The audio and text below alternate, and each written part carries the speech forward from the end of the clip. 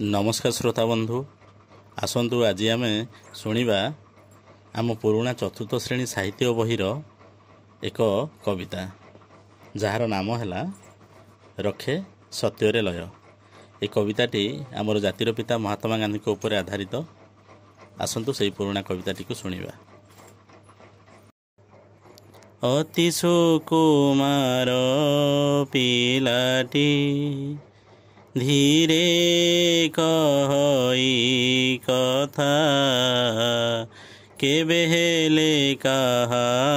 मनरे थरे नदिए व्यथा मिथ्या प्रति सदा ताहार थाए मनरे भय निर्भय से तेणु सबुठी रखे सत्यरे लय थरे ता जीवने आसिला महासंकट एक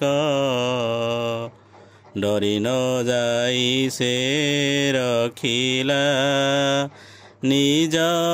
विवेक टेक आसी विद्यालय से दिन परिदर्शक जणे पचारिले प्रश्न श्रेणी रे चाही बालक गणे शब्द पांच गोटी डाकुची लेख निर्भूल करी बालक लेखिले उत्तर जे झासिलट धरी लेखुथाए बसी पिलाटी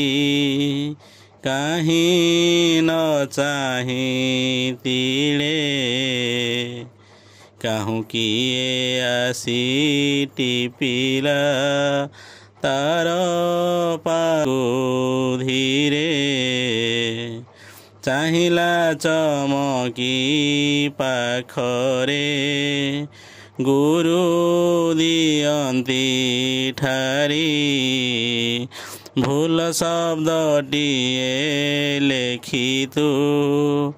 सबु देलु रे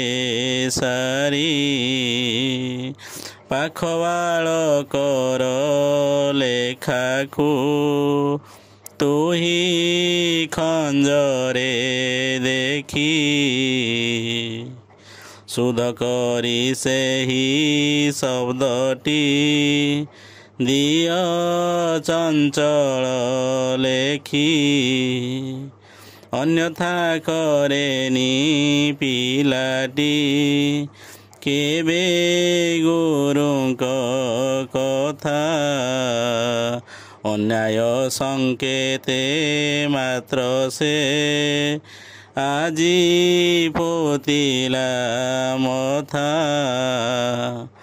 चालीगले परिदर्शक जेबे घंटाक परे तियारी ताहाकु कहिले गुरु विरक्त भरे एतिकी निर्बोध पिला तू ठार बुझिलु नाही देखिले खिथिले सुनाम सीना थांतु पाई विनय कहिला पिलाटी कपि करिबा परा अन्याय भितरे गुरुजी बड़ अन्याय परा करिथांती अबा कि भଳି एड़े अनी ନୀତି କାମ ଅସତ ପଥରେ ଚଳିକି କେହି ଅରଜେ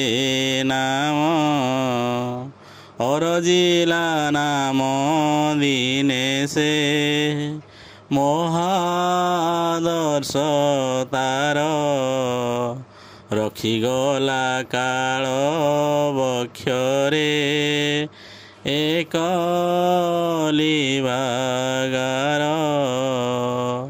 ହେଲା ଗୁରୁଙ୍କର ଗୁରୁ ସେ ଢାଳି ଆଲୋକ ଧାରା ବାପୁଜୀ ନାମରେ